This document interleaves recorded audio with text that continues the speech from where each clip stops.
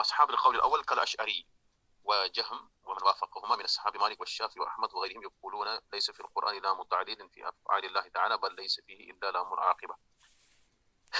سب سے پہلے میں آپ کو ابو الحسن اشعری کا تھوڑا سا مختصر جو ہے تعارف کراؤں گا. ابو الحسن الاشعری رحمہ اللہ آخری زمانے میں، آخری دور میں وہ سلف کے منہج پر ان کی وفات ہوئی. ان کی وفات سلف کے منہج پر ہوئی. پہلے وہ شروع زمانے میں معتزلی تھے، اس کے بعد وہ اشعری رہے. اس کے بعد انہوں نے اشعری اس فرقے سے بھی رجوع کر کے اہل سنت والجماعت کی طرف انہوں نے جو ہے کا رخ کیا، اور اسی پر ان کی وفات ہوئی ہے. پہلے معتزلی تھے سب سے پہلے. دوسرا جو ہے دور ان کا رہا زندگی کا اشعری. تیسرا دور ان کا رہا اہل سنت والجماعت کی طرف انہوں نے رجوع کیا، اور باقی سارے جتنے بھی انہوں نے اس سے پہلے لکھا ہے وہ ایکسیپٹ نہیں کیا جائے گا. البتہ اشعری جو ہے ایک فرقہ کی بنیاد ڈالی جس کو اشاعرہ کہتے ہیں. اشاعرہ وہ فرقہ ہے جو ابو الحسن اشعری رحمۃ اللہ علیہ کی طرف ان کی نسبت کی جاتی ہے، جنہوں نے اس کے مذہب کو مانا. لیکن بعد میں ابو الحسن اشعری رحمۃ اللہ اس سے رجوع کیا انہوں نے آخر میں، اور وہ اہل سنت والجماعت کے مذہب پر چلتے رہے. وہ یہ لوگ جو ان کا یہاں پہ قول ہے، جہم بن صفوان میں نے کہا کہ وہ مؤسس ہے معتزلہ کا. یہ لوگ کیا کرتے ہیں کہ یہ کہتے ہیں کہ جو بھی قرآن میں لام ہے وہ لام تعلیل ہے، وہ لام عاقبہ ہے. قرآن میں لیس فی القرآن لام تعلیل، قرآن میں لام تعلیل نہیں ہے بلکہ اللہ کے افعال میں. بل لیس فیہ الا لام العاقبۃ، بلکہ اس میں نہیں ہے مگر لام عاقبہ، یعنی کہ لام عاقبہ ہی ہے قرآن کے اندر. اب لام تعلیل کیا ہوتا ہے اور لام عاقبہ کیا ہوتا ہے؟ لام عاقبہ کا دوسرا معنی ہے لام السیرورہ. اس کا دوسرا معنی ہے لام السیرورہ، ہونے کے معنی میں، یا لام المعال. ہم نے کہا لام عاقبہ کا دوسرا نام ہے لام السیرورہ. جیسے سیرورہ کس کو کہتے ہیں؟ معال ہوتا ہے انجام، عاقبت اس کو معال بھی کہتے ہیں. اس کا معال برا ہے، معالہ الی جہنم، معالہ الی الجنہ، جیسے مأوا بولتے ہیں ہم. اس کے 2-3 نام ہیں نحو میں، یہ نحو کی بحث ہے. لام عاقبہ یہاں پر یہ کیوں لوگ کہہ رہے ہیں اللہ کے جو ہے آیات میں، قرآن میں اللہ کے افعال کا جب ذکر کیا جاتا ہے وہاں لام جو ہے لام جو ہے وہ لام عاقبہ ہے، وہ لام عاقبہ ہے، لام تعلیل نہیں ہے. تعلیل کا مطلب ہے کہ جو بھی اگر ہم لام مانیں گے، جیسے وما خلقتہ، یعنی اللہ تبارک تعالیٰ کہتا ہے کہ کس میں کیا کہتا ہے، لام تعلیل مطلب ہوتا ہے کہ اللہ تعالیٰ نے اس چیز کو اس لیے پیدا کیا، یعنی ہم نے جن اور انسان کو پیدا کیا الا لیعبدون، وما خلقت الجن والانس الا لیعبدون. یہ پر لام جو ہے یہ تعلیل ہے. یہ کیا ہے؟ لام تعلیل ہے، یعنی علت ہے، یعنی کیوں اللہ تعالیٰ نے پیدا کیا، اس کے اندر ایک وجہ ہے، اس کے اندر ایک حکمت ہے کہ تاکہ وہ اللہ کی وحدانیت کو بیان کریں، اللہ کی بات کریں. یہاں پر یہ لوگ کہتے ہیں کہ قرآن کے اندر لام تعلیل نہیں ہے بلکہ لام عاقبہ ہے. اللہ نے انسانوں کو پیدا کیا، جنوں کو پیدا کیا، یہ اللہ کا فعل ہے. اللہ نے جن اور انسان کو پیدا کیا، یہ اللہ کے افعال میں سے ہے، یہ اللہ کا کام ہے. کیا کام کیا اللہ نے؟ پیدا کرنے کا.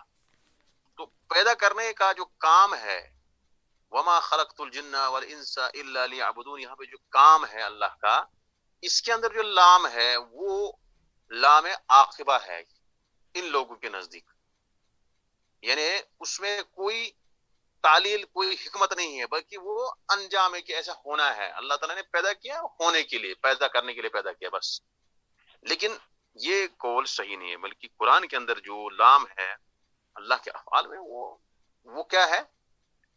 وہ لام تعلیل ہے. اللہ نے جو بھی چیز پیدا کی ہے وہ علت، اس کی ایک علت ہے، اس کی حکمت ہے، اس کی کوئی وجہ ہے. ایسے اللہ نے عبث بیکار دنیا کے اندر ان چیزوں کو پیدا نہیں کیا. جیسے ایک آیت میں ہے، لام عاقبہ کی مثال میں آپ کو دوں گا. لام عاقبہ کی مثال قرآن کے اندر آیا ہے فَالْتَقَطْهُ آلُ فِرْعَوْنَ. کس کے بارے میں؟ موسیٰ کے بارے میں آیا فَالْتَقَطْهُ آلُ فرعون ليكون لهم عدوا وحزنا، أليس كذلك؟ فالتقطه آل فرعون ليكون لهم عدوا وحزنا، یعنی عدوا وحزنا. تو آل فرعون نے موسیٰ علیہ السلام کو اٹھایا. اب یہاں پہ لام جو ہے یہ لام عاقبہ ہے، لام تعلیل نہیں ہے. کیا لام عاقبہ اور لام تعلیل مطلب کیا ہے کہ التقاط جو ہوا ہے یہاں پر، یہاں پہ جو التقاط ہوا ہے یہ لام جو ہے لیکون، تاکہ ہو جائے، لہم عدون، ان کے لیے دشمن، وحزنا، اور غم کا باعث. لیکن جب ہم دیکھتے ہیں آل فرعون نے، یعنی فرعون نے جب موسیٰ علیہ السلام کو اٹھایا، جب اس کو اٹھایا، التقاط ہوتا ہے، کہیں گرائے ہوئے تھے، کوئی گری ہوئی چیز ہوتی ہے، پھر اس کو اٹھانے کو کہتے ہیں التقاط. جب آل فرعون نے موسیٰ علیہ السلام کو اٹھایا تو ان کا مقصد کیا تھا؟ تاکہ وہ ان کے لیے اچھا، باعث خیر بنے ان کے لیے وہ. لیکن ان کو پتہ نہیں تھا عاقبت کا، انجام کا پتہ نہیں تھا ان کو. جب انجام کا پتہ نہیں تھا ان کو تو اس کو جو ہے وہ ان کے لیے، یہاں پہ جو لام ہے جو اللہ تعالیٰ نے استعمال کیا، لیکون لہم عدوا، یہ تو انہوں نے نہیں چاہا تھا، یہ ان کی حکمت، ان کے اندر یہ اس کی وجہ نہیں تھی، ان کی اٹھانے کی وجہ یہ نہیں تھی ان کے پاس یہ تھی کہ تاکہ ہمارے لیے موسیٰ علیہ السلام کیا بنے؟ آنکھوں کی ٹھنڈک بنے، جیسے کہ فرعون کی بیوی نے کہا تھا. لیکن جو انجام ہونا تھا آگے، وہ اللہ کو پتا تھا کہ وہ انجام، جو عاقبہ ہے، جو عاقبت ہے، جو انجام ہے، جو معال ہے، جو سیرورہ ہے، جو ہونا ہے، وہ کیا ہونا ہے کہ جب یہ اس کو اٹھائیں گے تو یہ موسیٰ علیہ السلام ان کے لیے دشمن بن جائے گا اور غم کا باعث بن جائے گا. لیکن ان کو پتہ نہیں تھا. تو یہ لام یہاں پہ لام عاقبہ ہے، یہ لام تعلیل نہیں ہے، کیونکہ جو اٹھانے والے تھے ان کا مقصد یہ نہیں تھا. یکون لہم عدوا وحزنا، ایسا ہو ہی نہیں سکتا ہے کہ فرعون کی جو فیملی وہ چاہے کہ موسیٰ علیہ السلام کو وہ اٹھائیں اور پھر ان کے لیے وہ دشمنی کا اور غم کا باعث بنے. ایسا تو انہوں نے چاہا نہیں تھا. ایسا ان کے پاس یہ اٹھانے کی وجہ یہ نہیں تھی، علت نہیں تھی یہ، بلکہ ان کے پاس اٹھانے کی جو علت تھی وہ تھی کہ ہمارے لیے آنکھوں پر ٹھنڈک بن جائے. لیکن اللہ تبارک تعالیٰ نے جو استعمال کیا یہاں پہ لفظ، کہ وہ انجام کو نہیں جانتے تھے، وہ انجام کو نہیں جانتے تھے، اس لیے یہاں پر لتكون العاقبۃ والمآل من هذا الالتقاط کیا؟ ان يكون لهم عدوا وحزنا يحزنهم. یہ جو اٹھانا کا مسئلہ ہوا، یہ جو یہاں پر انجام جب اٹھائیں گے یہ، تو انجام ان کا یہ ہوگا کہ یہ ان کے لیے دشمن کا باعث بنے گا، دشمنی کا، اور ان کے لیے کیا بن جائے گا؟ غم کا باعث بن جائے گا، اور وہ نہیں جانتے تھے. تو یہ لام عاقبہ کی مثال ہے. یہاں پر لام تعلیل نہیں ہے بلکہ لام عاقبہ ہے. امید کرتا ہوں انشاءاللہ آپ نے اس کو سمجھا ہوگا کہ لام عاقبہ سے کیا مراد یہاں پر ہے. آل فرعون سے مراد جو ہے وہی ان کی جو ہے لشکر ہے، ان کے جو اتباع ہے. انہوں نے جب اس کو اٹھایا تابوت کو، جس میں موسیٰ علیہ السلام تھے، تو انہوں نے سوچا کہ یہ سوچا تھا کہ یہ ٹھنڈک کا باعث بنے، یہ ان کے لیے اچھا ہو جائے، ان کے لیے خیر خواہی انہوں نے چاہی تھی. لیکن وہ نہیں جانتے تھے کہ ہونا کیا ہے آگے. تو اس لیے جو لام استعمال اللہ تعالیٰ نے کیا، لیکون لہم عدوا وحزنا، یہ تو موسیٰ اور ان کی، یہ تو فرعون اور اس کی جو آل ہے، جو اس کی فیملی ہے، جو اس کو ماننے والے ہیں، یہ انہوں نے نہیں چاہا تھا، وہ انجام سے بے خبر تھے. اور اسی لیے یہاں پر جو لام استعمال اللہ تعالیٰ نے کیا کہ انہوں نے اٹھایا تاکہ یہ ان کے لیے دشمنی کا باعث بنے، تاکہ ان کے لیے غم کا باعث بنے. اور یہاں پہ جو لام ہے یہ انجام کا لام ہے، یہ جو انجام ہوگا اس کے لیے استعمال کیا گیا ہے. یہ کوئی اس وجہ سے استعمال نہیں کیا، اس لیے نہیں استعمال کیا گیا کہ انہوں نے اسی وجہ سے اٹھایا تاکہ ان کو دشمنی کا باعث بنے، کیونکہ ایسا ہو نہیں سکتا، یہ عقل کے بالکل مخالف ہے. کیوں موسیٰ علیہ السلام فرعون کے لوگ کہیں، بلکہ لام یہاں پر لام عاقبہ ہے، لام سیرورہ ہے، لام معال ہے، کیونکہ انہوں نے اس کو لیا تھا تاکہ وہ قرۃ عین، آنکھوں کی ٹھنڈک بن جائے ان کے لیے. لیکن انجام جو ہوا وہ ان کے لیے غم اور دشمنی کا باعث بن گیا. اور یہ انجام جو ہے یہ حالت جو انہوں نے بیان کی اللہ تعالیٰ نے ان کی، کہ جب اٹھایا اس کو تو انہوں نے اس کے بعد اللہ تعالیٰ نے فوراً ان کے انجام کا ذکر کر دیا اور اس کے لیے لام کا لفظ استعمال کیا. انہوں نے اٹھایا تاکہ ان کے لیے دشمنی کا باعث بنے، لیکن جب ان لوگوں نے اٹھایا تھا تو ان کا مقصد تھا تاکہ وہ فرعون کے لیے، اس کے بیوی کے لیے، اس کے اہل عیال کے لیے، اس کے ماننے والوں کے لیے ٹھنڈک کا باعث بنے، لیکن ویسا ہوا نہیں. یہ لام عاقبہ اور لام تعلیل مجھے تھوڑا سا سمجھانے میں ٹائم لگا. آپ کو ہو سکتا ہے آپ کو پتہ بھی ہو، لیکن جب میں نے لمعال وغیرہ کے بارے میں آپ پوچھا تو نہیں پتا چلا، تو اس سے مجھے پتا چلا کہ شاید آپ کو پتا نہیں ہے، اس لیے میں نے اس پر تفصیل سے تھوڑا سا آپ کو بتایا. المہم، اب آپ کو یہ سمجھ آیا ہوگا کہ لام تعلیل اور لام عاقبہ میں کیا فرق ہے. یہاں پر جیسے وہ امرت لاکون اول مسلمین، یہ لام تعلیل ہے. لام تعلیل مطلب ہے کہ لام آپ اس کو وجہ بتائے، آپ اس کو علت بتائے، وہ مراد لام تعلیل سے مراد وہی ہوتا ہے. لام تعلیل مطلب یعنی کائی، تاکہ اس طرح سے اس کا معنی ہوتا ہے. یہاں پہ آپ کو مثال میں وہ امرت لاکون، تاکہ میں ہو جاؤں، مجھے حکم دیا گیا تاکہ میں ہو جاؤں سب سے پہلے مسلمان. تو مجھے جو حکم دیا گیا، کیوں حکم دیا گیا؟ کیونکہ اس کی ایک علت ہے، اس کی ایک وجہ ہے، کئی اکون اول المسلمین. یہ لام تعلیل انشاءاللہ مثال سے یہاں پہ ہم اور سمجھ آ جائے گا جب ہم اس کو پڑھیں گے. کہہ رہا ہے کہ قرآن کے اندر لیس فی القرآن لام تعلیل فی افعال اللہ، اللہ تعالیٰ کے افعال میں لام تعلیل نہیں ہے بلکہ اس میں لام عاقبہ ہے. یہ بہت سارے لوگ کہتے ہیں، لیکن جمہور کہتے ہیں وَأَمَّا الْجُمْهُورُ فَيَقُولُونَ بَلْ لَامُ التَّعْلِيلِ دَاخِلَةٌ فِي أَفْعَالِ اللَّهِ تعالیٰ، اللہ کے افعال میں لام تعلیل داخل ہے. اللہ کے افعال میں لام تعلیل داخل ہے. ہم یہ نہیں کہہ سکتے ہیں کہ اللہ کے افعال میں صرف لام عاقبہ ہے، بلکہ اللہ کے افعال میں جو اللہ تعالیٰ کام کرتا ہے اس میں لام تعلیل داخل ہے. خلقتہم، یعنی اللہ تعالیٰ نے بندوں کو پیدا کیا عبادت کے لیے. وَأُمِرْتُ لِأَكُونَ أَوَّلَ الْمُسْلِمِينَ، اس کی مثال آتی ہے لام تعلیل کی. پھر بھی آگے جو ہے سمجھ میں آ جائے گا. والقاضی ابو یعلا ابو الحسن ابن الزاغونی ونحوهما من اصحاب احمد وان كانوا يقولون بالاول فهم يقولون بالثاني ايضا.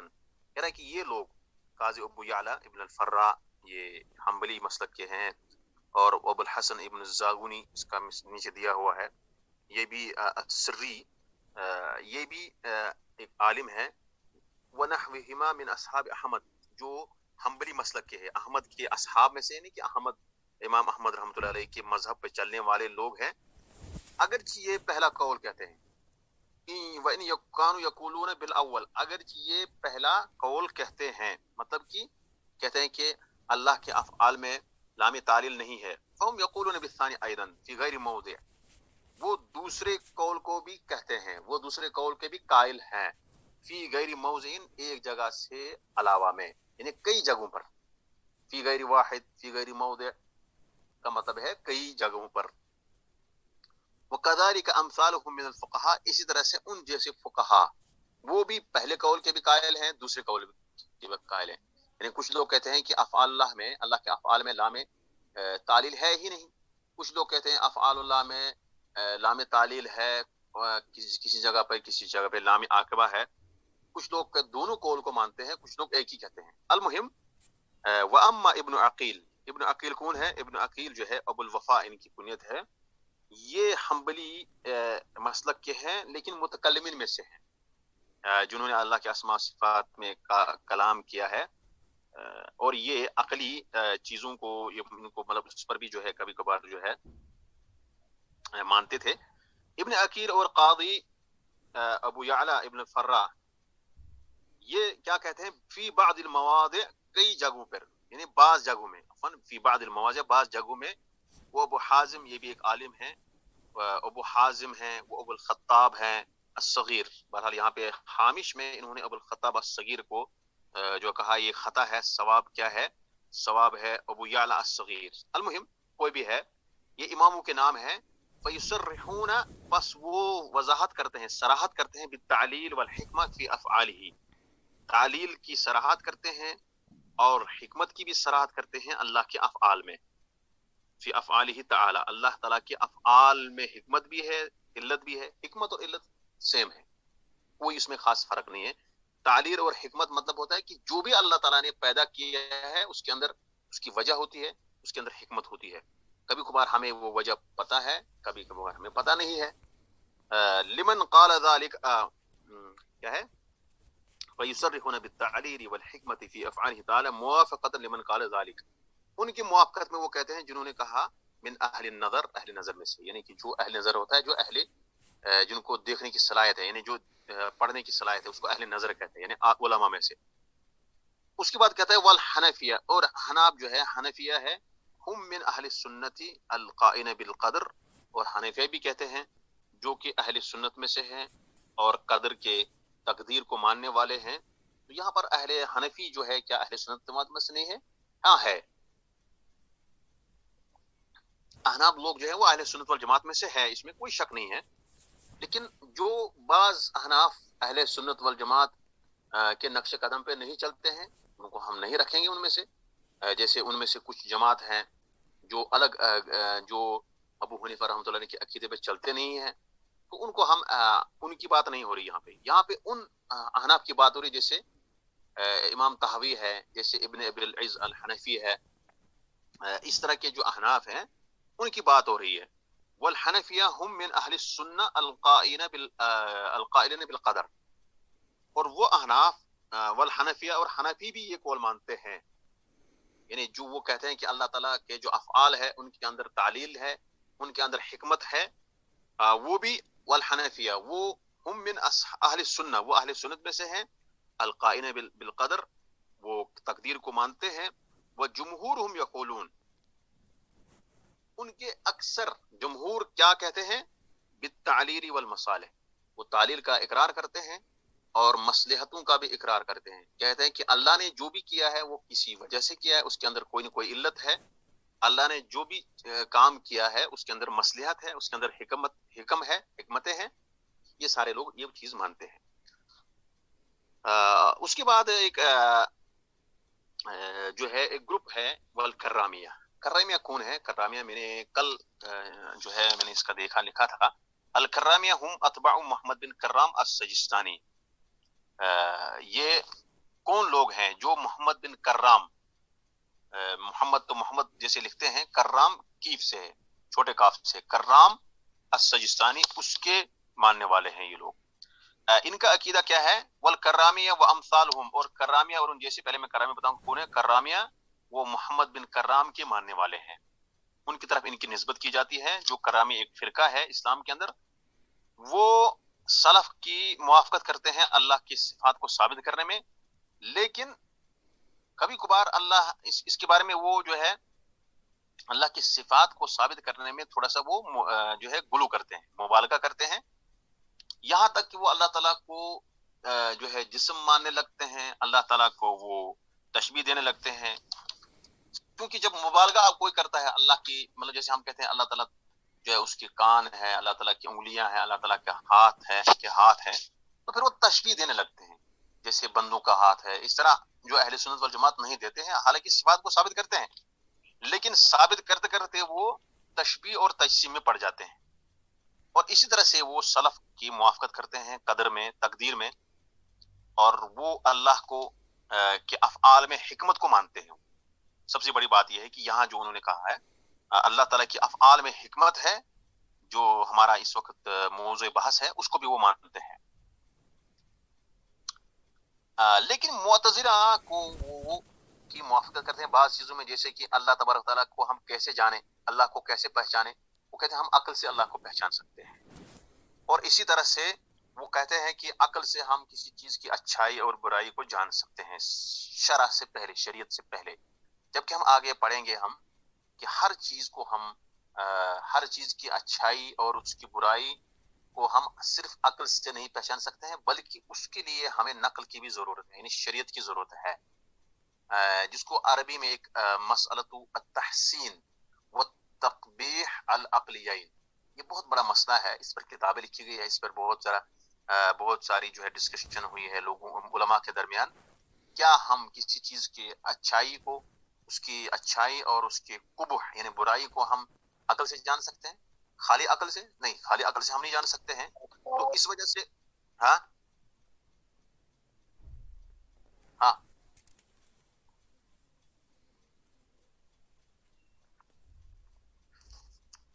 کوئی کہہ رہا تھا کچھ؟ ہاں، ہم نے کہا کہ جو کرامیہ ہے وہ محمد بن کرام کے ماننے والے ہیں. محمد بن کرام اس صفات کو مانتا ہے، وہ جو ہے اس کے ماننے والے، اس کا عقیدہ یہ ہے کہ وہ اس صفات کو ثابت کرتا تھا لیکن اس میں غلو کرتا تھا، یہاں تک کہ وہ تشبیہ اور تجسیم میں پڑ جاتا تھا. اور کبھی کبھار جو ہے اللہ کو پہچاننے میں وہ اللہ کی معرفت کیسے حاصل ہو سکتی ہے، خالی عقل سے ہو سکتی ہے؟ نہیں. وہ کبھی کبھار معتزلہ کی موافقت کرتے ہیں، کہتے ہیں کہ اللہ کی معرفت ہم صرف عقل سے کر سکتے ہیں، لیکن صحیح ہے کہ عقل سے نہیں کر سکتے خالی عقل سے، بلکہ اس کے لیے ہمیں شریعت کی ضرورت ہے. اگر ایسا ہوتا تو پھر نبیوں کو بھیجنے کی کیا ضرورت تھی؟ اللہ تعالیٰ نے نبیوں کو بھیجا ہے لِكَيْ يَسْتَرْشِدَ النَّاسَ بِهِمْ، تاکہ لوگ ان سے رہنمائی حاصل کریں. اور ان کا ایک یہاں آپ دیکھیں گے جو حامش میں لکھا ہے الکرامیہ ہم احدى فرق المرجیہ، وہ کہہ رہے ہیں کہ مرجیہ کے ایک فرقے میں سے ایک ہے. حالانکہ ایسی بات نہیں ہے، کیونکہ کرامیہ کے الگ الگ خیالات ہیں، ان کے اندر الگ الگ عقائد ہیں. ان میں سے ایک عقیدہ یہ ہے، وہ کہتے ہیں کہ الایمان هو الاقرار والتصدیق باللسان فقط دون القلب. وہ کہہ رہے ہیں کہ ایمان صرف تصدیق کرنا، کس سے؟ وہ کہہ رہے ہیں صرف یہ زبان سے، بس دل سے اس کی ضرورت نہیں ہے. والاقرار باللسان فقط. یہ اگر ہم دیکھیں گے کہ جو مرجیہ ہے وہ کیا کہتے ہیں؟ والکرامیہ واتباعهم وامثالهم القائلین بالقدر. اس کے بعد کیا عبارت ہے؟ وجمهورهم بالقدر المثبتين لخلافة الخلفاء المفضلين لأبي بكر وعمر وعثمان وهم أيضا يقولون بالتعليل والحكمة. کرامیہ اور اس جیسے لوگ بھی جو تقدیر کے قائل ہیں، وہ المثبتین لخلافت الخلفاء، جو ثابت کرتے ہیں خلفاء کی خلافت کو، المفضلین لابی بکر، جو ابو بکر کو افضل مانتے ہیں، وعمر اور عمر کو، وعثمان اور عثمان کو، ترتیب کے ساتھ. وهم ایضا یقولون بالتعلیل والحکمہ، وہ بھی تعلیل اور حکمت کو مانتے ہیں. وكثير من اصحاب احمد والشافعي يقولون بالتعليل والحكمة وبالتحسين والتقبيح. بہت سارے احمد کے اصحاب یعنی کہ ماننے والے اور شافعی کے رحمہم اللہ، یقولون بالتعلیل، وہ بھی تعلیل کو مانتے ہیں اور حکمت کو مانتے ہیں، وبالتحسین والتقبیح، اور تحسین اور تقبیح کو مانتے ہیں. اب یہاں پر ایک بات میں بتا رہا ہوں آپ کو، یہ تحسین اور تقبیح یہ ایک بہت بڑا مسئلہ ہے. یہ فی نفسی ایک مسئلہ ہے، اس کے لیے ایک درس چاہیے تھا، برابر 1 گھنٹہ 2 گھنٹہ، کیونکہ یہ سمجھنا تھوڑا سا اس کے مثالیں وغیرہ کیسے کیا ہوتا ہے، لیکن خلاصہ کلام اس کا میں آپ کو بتا دوں گا. تحسین کا مطلب ہوتا ہے کسی چیز کو اچھا سمجھنا. حسنہ، اس کو حسن یحسن تحسین، کسی چیز کو اچھا سمجھنا. قبح یقبح تقبیح، کسی چیز کو برا سمجھنا، قبیح سمجھنا.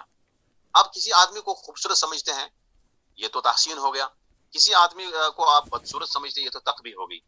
کسی چیز کو آپ اچھا سمجھتے ہیں، یہ تحسین ہوگی. کسی چیز کو آپ مطلب برا سمجھتے ہیں، یہ تقبیح ہوگی. یہ ایک مسئلہ ہے، کیا شریعت کے اندر کوئی چیز ہم اس کو اچھا مانیں یا برا مانیں شریعت کے بغیر یا نہیں مانیں؟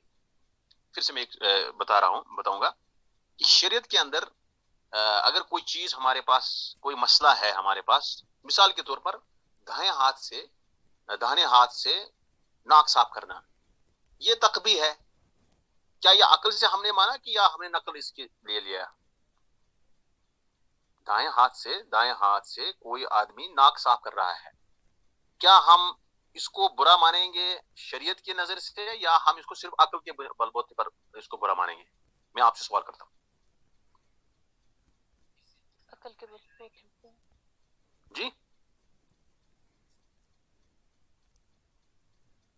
ہمارے پاس ایک طالبہ ہے یہاں پہ، اسماء اوپر، اور اس کے بعد ہے سریا، اس کے بعد ہے بلقیس رشید. بلقیس جو ہے بالکل بات نہیں کر رہی ہے، نہ کوئی مشارکہ کر رہی ہے. اس طرح سے سمیہ تو کل کر رہی تھی، آج تو اس میں طیبہ ہے نہیں. یہ طیبہ ہے، تو مشارکہ کیجئے نا آپ. میں آپ کو بتا رہا ہوں کہ اگر کوئی شخص دائیں ہاتھ سے کوئی شخص ناک صاف کر رہا ہے، یہ تو تقبیح ہے، یہ تو قبیح ہے. تو اب اسی طرح سے کچھ چیزیں ایسی ہیں کہ جس کو ہم عقل سے سمجھتے ہیں، کچھ چیزیں ایسی ہیں جس کو ہم نقل سے سمجھتے ہیں. لیکن صحیح مسئلہ کیا ہے اس حدیث میں؟ اس مسئلے میں یہ ہے کہ جو کچھ لوگ جو مطلب گمراہ فرقے ہیں وہ کہتے ہیں کہ جو تحسین اور تقبیح ہے یہ ہم صرف عقل سے سمجھ سکتے ہیں، ہمیں عقل سے اس کو ہمیں ماننا ہے بس. وہ کہتے ہیں کہ تحسین اور تقبیح جو ہے صرف عقل سے ہم اس کو جان سکتے ہیں. دوسری جماعت یہ ہے کہ انہوں نے کہا کہ تحسین اور تقبیح جو ہے یہ ہم صرف شریعت سے نقل سے ہم اس کو جانیں گے. لیکن راجح قول یہ ہے کہ تحسین اور تقبیح جو ہے یہ تو ہم شریعت سے جانتے ہیں، لیکن کچھ چیزیں ایسی ہیں جو ہم اس کو عقل سے بھی جان سکتے ہیں. تحسین اور تقبیح عمومی طور پر یہ ہمیں شریعت میں دیکھنا ہے، یہ ہمیں شریعت بتائے گی کہ یہ چیز بری ہے، یہ چیز اچھی ہے عمومی طور پر، لیکن جزئیات میں ہم عقل سے بھی کام لے سکتے ہیں. یعنی عمومی طور پر جس چیز کو شریعت نے اچھا کہا ہم اس کو اچھا مانتے ہیں، جس چیز کو شریعت نے کہا برا ہم اس کو برا مانتے ہیں. لیکن یہ تو عمومی طور پر ہے، لیکن جزئیات میں ہم عقل سے بھی کچھ چیزوں کی اچھائی اور برائیوں کو جان سکتے ہیں. اتنا آپ یاد رکھیے، کیونکہ یہ مسئلہ پیچیدہ ہے، اس کو میں یہاں سمجھا نہیں سکتا ہوں. اب میں یہاں پر آیا وکثیر من اصحاب احمد والشافعی یقولون بالتعلیل والحکمہ، بہت سارے اصحاب احمد والشافعی وہ کہتے ہیں کہ اسلام کے اندر قرآن اللہ کے افعال میں علت ہے، اس کے اندر حکمت ہے، اور وہ سمجھتے ہیں کہ تحسین اور تقبیح کو بھی وہ مانتے ہیں. کیا تحسین اور تقبیح ہے؟ اگر اس میں انشاءاللہ موقع ملے ہمیں، میں آخر میں اس پر ایک کچھ 10-15 منٹ آپ کو مثالوں سے سمجھاؤں گا. فی الحال آپ اتنا یاد رکھیے جتنا میں نے آپ کو بتایا کہ شریعت میں ہم کسی بھی چیز کو مان سکتے ہیں. شریعت میں جو ہے تحسین اور تقبیح کا مسئلہ شرعی طور پر ہم کو دیکھنا ہے، اور لیکن جزئیات جو ہوتے ہیں وہ ہم عقل سے ہم اس کو سمجھ سکتے ہیں، عقل سے ہم اس کو سمجھ سکتے ہیں کہ یہ چیز اچھا ہے، یہ چیز بری ہے، یہ چیز اچھی ہے. لیکن کوئی یہ کہے کہ ہم صرف عقل سے ہم اس چیز کی اچھائی اور برائی سمجھ سکتے ہیں، ایسا نہیں ہو سکتا. اہل سنت تعلیل کے قائل ہیں، یعنی وہ کہتے ہیں تعلیل کو مانتے ہیں، وہ کہتے ہیں تعلیل کے بارے میں. وَيَقُولُونَ اور کہتے ہیں ان اللہ یحب ویرضا، اللہ تعالیٰ پسند کرتا ہے اور راضی ہوتا ہے. کما دل علیہ الکتاب والسنت، جیسے کہ اس پر کتاب و سنت دلالت کرتا ہے. ویقولون اور کہتے ہیں ان المحبت والرضا اخص من الارادت، بے شک محبت اور رضا مندی ارادے سے زیادہ خاص ہے. یہ خاص ہے، ارادے سے زیادہ خاص ہے، یعنی کہ ارادہ عام ہے اور محبت اور رضامندی خاص ہے. وَأَمَّا الْمُعْتَزِلَةُ وَأَكْثَرُ أَصْحَابِ الْأَشْعَرِيِّ فَيَقُولُونَ، اب رہے معتزلہ اور اشعری کے اکثر ماننے والے. فَيَقُولُونَ پس وہ کہتے ہیں ان المحبت والارادۃ والرضا سوا، محبت اور ارادہ اور رضامندی یہ برابر ہے. دیکھو محبت اور رضامندی اور ارادہ یہ الگ الگ چیزیں ہیں.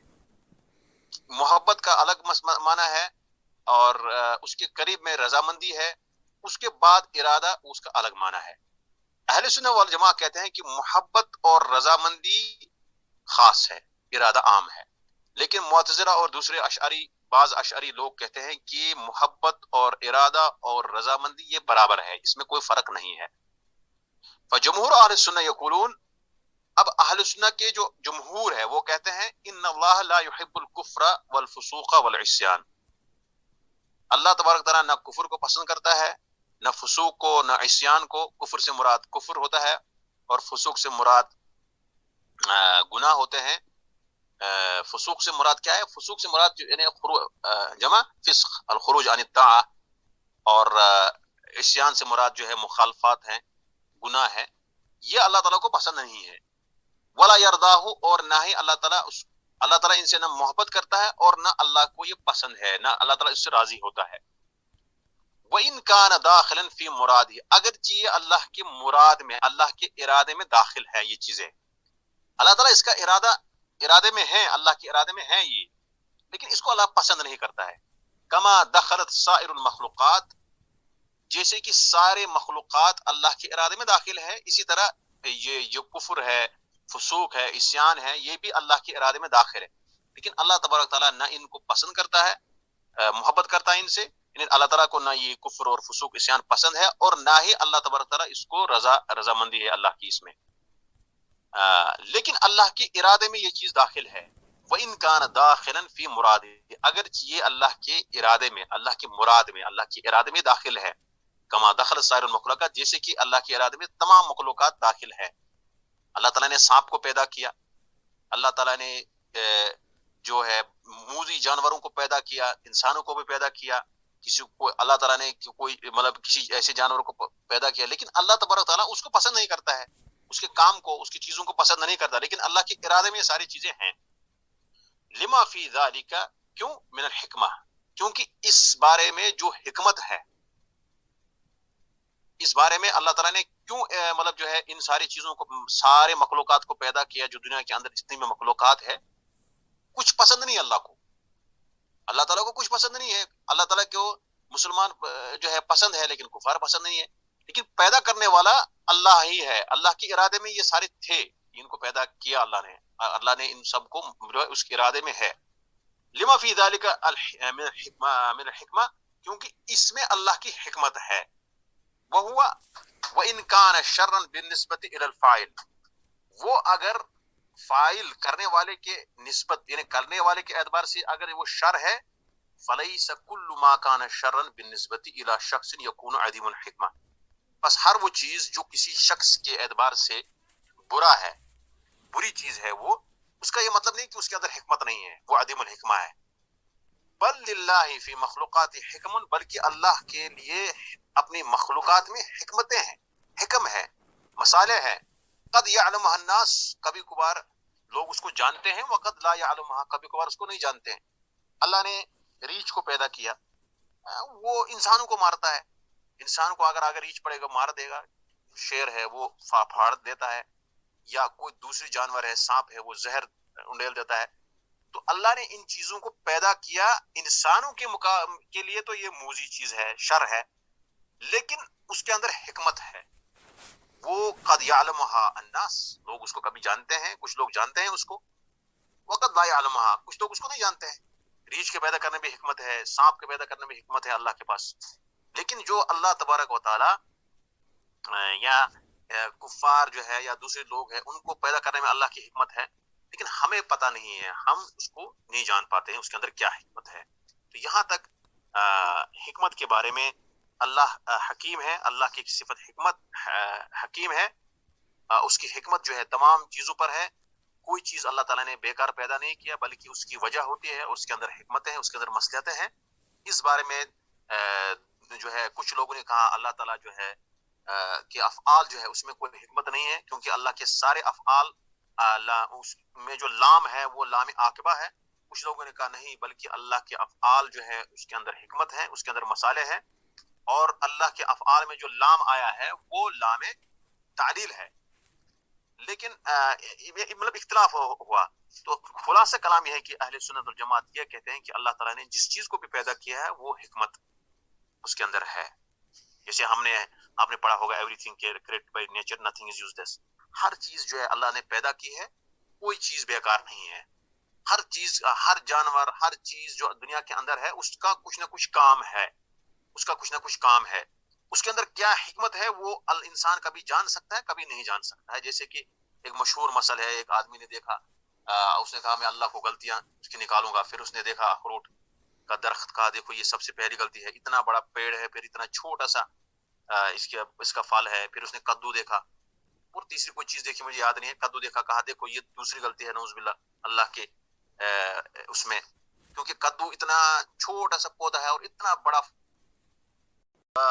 جو رضا ہے، کیا اس کا مطلب یہ ہے کہ ہر جو چیز انسان جس کا ارادہ کرتا ہے وہ انسان کو پسند ہوتا ہے؟ نہیں، ایسا نہیں ہے، کیونکہ اللہ تبارک تعالیٰ نے اللہ تعالیٰ کے جو ارادے ہیں وہ دو قسم کے ارادے ہیں۔ ابھی اس وقت مطلب ٹائم نہیں ہے، کیونکہ وہ ایک شاید آپ کے لیے بھاری پڑ جائے گا اگر میں آپ کو سمجھانا چاہوں گا۔ وہ فی الحال آپ اتنا یاد رکھیں کہ اللہ تبارک و تعالیٰ حکیم ہے، اللہ تبارک و تعالیٰ نے جس چیز کو بھی پیدا کیا جو دنیا میں ہو رہا ہے وہ حکمت اللہ تعالیٰ اس کو اس کے اندر اس کی حکمت ہے، اللہ اس کی حکمت کو جانتا ہے، اس کی مصلحتوں کو جانتا ہے، لیکن ہمیں پتہ نہیں ہے کہ بعض چیزوں کا، بعض مسائل کا ہمیں پتہ نہیں ہے، بعض حکم کا ہمیں پتہ نہیں ہے، بعض کا پتہ ہے، اور جس چیز کا ہمیں مصلحت جس کی پتہ ہے، جس چیز کی حکمت ہمیں پتہ ہے، اس کا یا نہیں ہے، اس کا یہ مطلب نہیں کہ اس کے اندر حکمت نہیں ہے، یہ کہنے کا مقصد یہاں پر ہے۔ اگلا جو مسئلہ ہے وہ ہے کہ اعتراض، جو انہوں نے عنوان باندھا ہے، اور اس عنوان کو انشاءاللہ ہم آگے درس میں پڑھیں گے۔